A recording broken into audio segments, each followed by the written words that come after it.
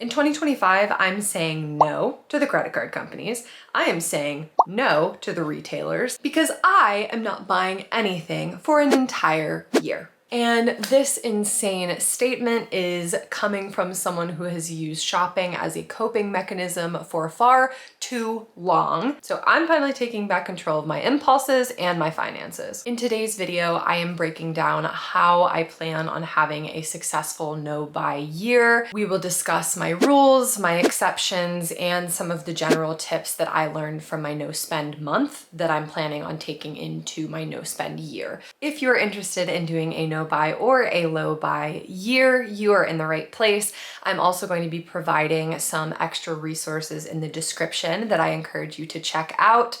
Things like the tracker that I have created that you are welcome to use as a template for your own no-buy or low-buy year, as well as a link to a Discord server that I just started in hopes of creating kind of a sense of community there, in addition to my YouTube channel, so that we can chat and really support each other through this process, because I know that if we do it together, we will all be more successful. And speaking of support, if you would be so kind to like this video, that will help get the information out to other people who may need it or benefit from it. And it also supports my small channel and community that I'm trying to grow here. In addition to that, if you would be willing to leave a comment, I would absolutely love to hear from you. If you are interested in doing this with me, please let me know. And also, if you have any other experience with doing a no-buy or low-buy year, or even a no or low-buy month, I would be very curious to hear what your experience was. All right, with that being said, let's get into my rules for my 2025 no-buy year. So rule number one for me, I am not buying clothes. My goal is to go an entire year without purchasing a single item of clothing. I can't even begin to tell you how crippling that sounds to me right now.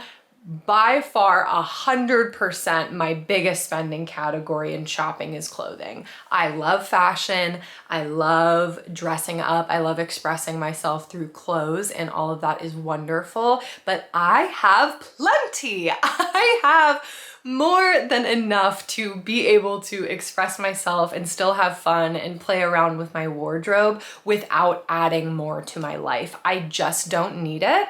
And so that is going to be like by far my number one red. Like, I am absolutely not allowed to have clothing this year. No clothes, period. Additionally, no shoes. Similar to clothing, I am blessed and in an abundance of shoes. I have everything that I could possibly need, and I don't want to hear any more excuses for myself for why I would need more shoes. I just don't need them. Another rule for me is no trinkets.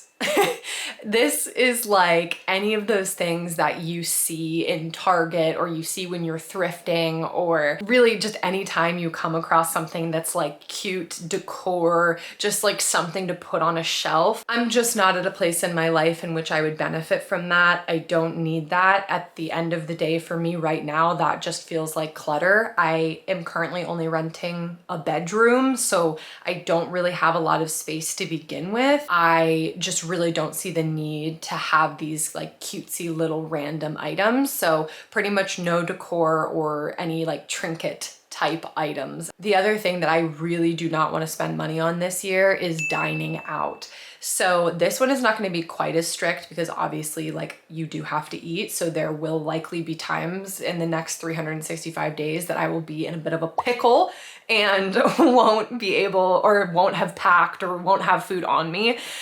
So I'm not going to be like insanely strict about this. And plus, like, if I happen to go out with friends occasionally, I really don't do that. I'm like a major homebody, and if I do hang out with friends or anything, it's usually like at their home or somewhere that I'm not spending money. So that shouldn't be too hard for me, but there are obviously going to be times occasionally in which that will be a case. I do really want to be intentional about how much I am spending on dining out. Like I want it to be like emergencies only, essentially, not really a part of my like day-to-day all the time budget. This one scares me so much. This is gonna be such a challenge, but I am trying to vow that I will not be using any reusable cups from coffee shops this entire year. So I don't want any like to-go coffee. The only exception for that is if I get to-go coffee in my own mug, like if I bring my own travel mug, or if I'm actually enjoying it while sitting at a coffee shop. Those two things I'm going to allow. But outside of that, I am going to try to not consume any tea or coffee in a reusable cup. Another rule that I'm adding to this challenge for myself is that when I do buy gifts for people, I want them to be very intentional and functional.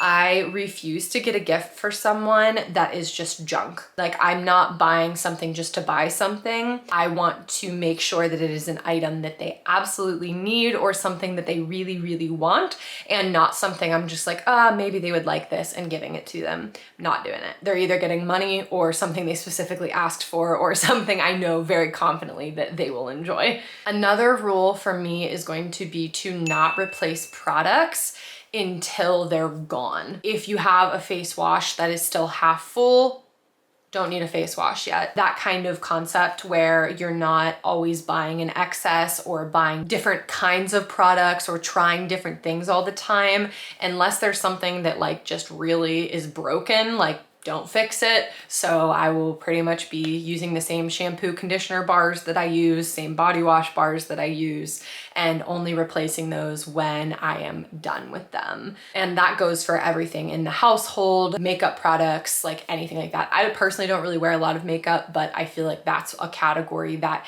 can spiral very quickly because you see a new palette or you see a new thing, and you're always like wanting to try the different new product or new color or whatever. So I would say in general, try to stay away from that trap. Even if it is something you're super passionate about and you love doing your makeup, that's wonderful, but only have the things that you need in order to do that instead of just like buying, buying, buying. Okay, so now I would like to talk a little bit about the other exceptions that I have, because it's really important to me that this entire next year does not feel like I'm living a life of lack. It's very important to me that this is a sustainable approach. So I do have some very clear exceptions, which are like my green light items that I am going to be happy and willing to spend on regardless, like no matter really how much it costs, or I mean, obviously within reason, but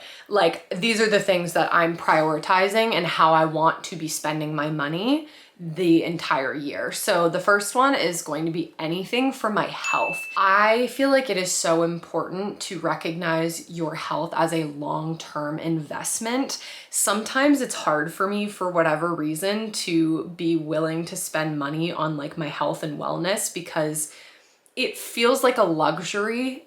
And in a way it is, but it also isn't. Like, this is our one body. We get one shot at this.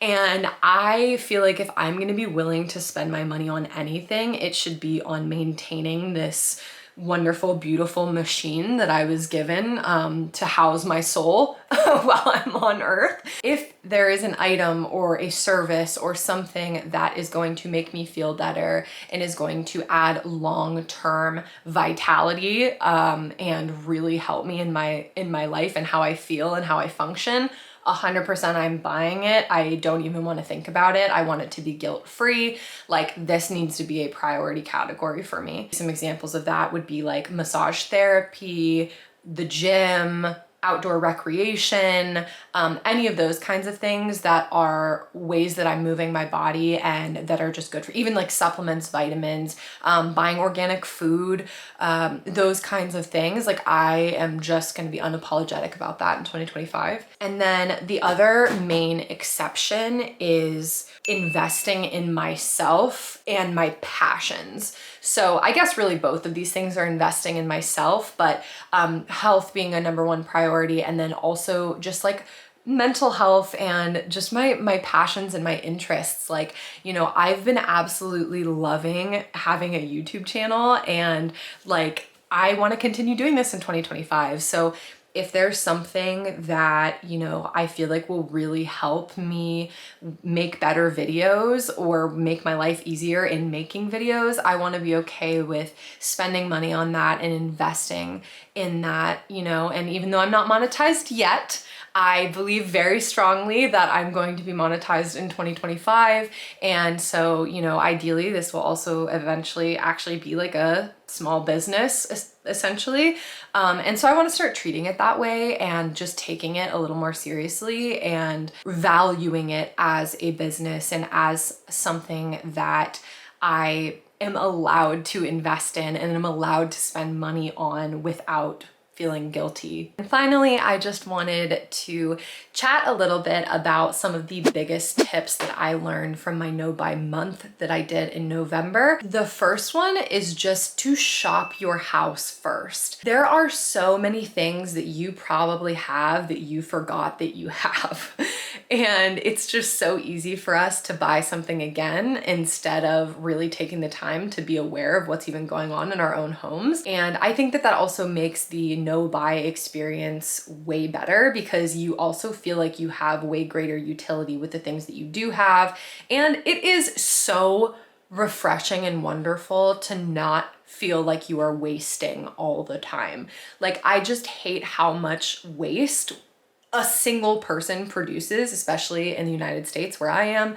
Like, we're just in a major consumerist culture. Like, we really, really are. And so I really encourage you to shop your house first and also to get creative, because even if it's not in your house, try to see if there's anybody else within your physical community that may have something. You don't always need to buy a new thing when maybe you can borrow something, maybe you can barter something, you know? Not everything has to be so individual. Like, you don't have to do it by yourself all the time, every time. Another tip that I really would highly recommend is finding someone or a community like this one that I'm trying to build here to support you, because it's a lot harder to say no when you're surrounded by other people that are influencing you to purchase things.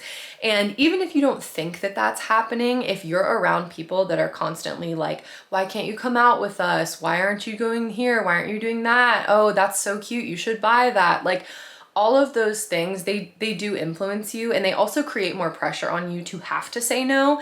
So I really would recommend trying to find a community of people that you can talk to and talk about this kind of stuff with, and also an environment that is encouraging that behavior. So like I said earlier, I am creating a Discord server. I honestly don't really know how to use Discord that much, so we're gonna learn that together too. I just wanted to have a place, and of course, this YouTube channel and these comment sections is a safe space for you as well.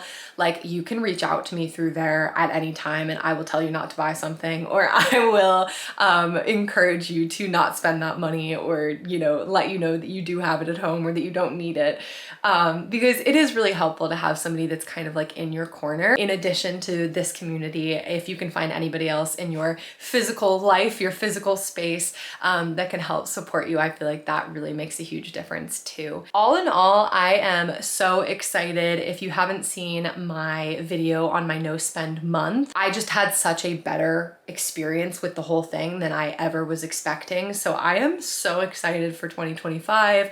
I have some very aggressive savings goals and some of the financial goals that I have coming for 2025 that I'm still working on. They're definitely ambitious, so I will definitely include some more information on that soon, but I feel like this is going to be really transformational for myself, like physically, financially, spiritually, emotionally, you name it. And that's exactly what I try to do here on this channel, just really trying to create a happier, healthier, calmer life for all of us. So if you enjoyed this video and haven't already given me a thumbs up, I would appreciate it so much.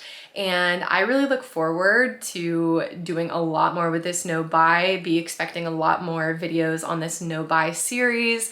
Other than that, have a wonderful rest of your day. And I am so excited for 2025. We are going to have the best year yet. So I'll see you guys soon.